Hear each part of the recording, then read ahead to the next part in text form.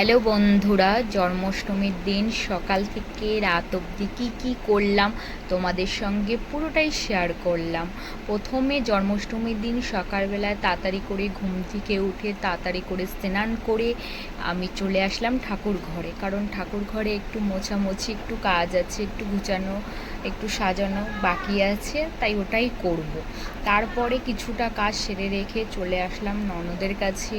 ননদ বলছে, বৌদি আমাকে একটু হেল্প করে দাও। আমি বলছি, কি হেল্প? বলছে, আমি লুচি বেলে দিচ্ছি, তুমি একটু ভেজে দাও। আমি বলছি, আচ্ছা ঠিক আছে। এই যে তালের বড়া, বিভিন্ন রকমের গোপুসোনাদের খাবার দাবার দেখতে পাচ্ছ, এগুলো পুরোটাই আমার ননদ করেছে।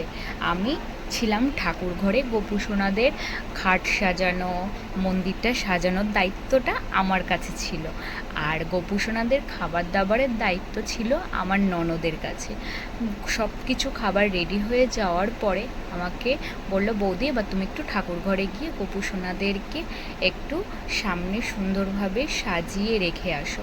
আমি সুন্দরভাবে যতটুকু যেইভাবে পেরেছি মনের ভালোবাসা দিয়ে গোপুসোনাদেরকে আমি ভক্তি শ্রদ্ধাভাবে সাজিয়েছি পুরো ঘরটাকে। তোমাদের কীরকম লাগলো আমাকে একটু কমেন্ট করে জানিয়ে দিও।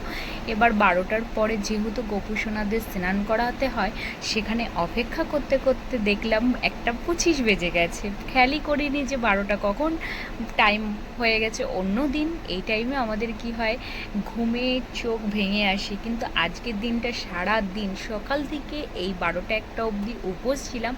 মনে হয়নি যে গোপুসোনাদের আমি এত ভালোভাবে এত সুন্দরভাবে কাজ করতে পারবো গোপুসোনাদের জন্য, আমি বুঝতেই পারিনি। আমার কোনো কষ্টই মনে হয়নি। সবাই মিলে সব কিছু করে কেক কেটে গোপুসোনাদেরকে একটু খাইয়ে দিল। আমি ভিডিওটা করছিলাম ওর জন্য, আমাকে তোমরা দেখতেই পারছো না, আমার ননদের ছেলে, আমার ছেলে, এরা সবাই মিলে কেকটা কেটেছে। তারপরে কেক টেক কাটার পরে সব কিছু করার পরে আমি একটু গোপুসোনাদের আরতি করে নিলাম। এবার এটা হলো গোপুসোনাদের প্রসাদ। কীরকম লাগলো প্লিজ কমেন্ট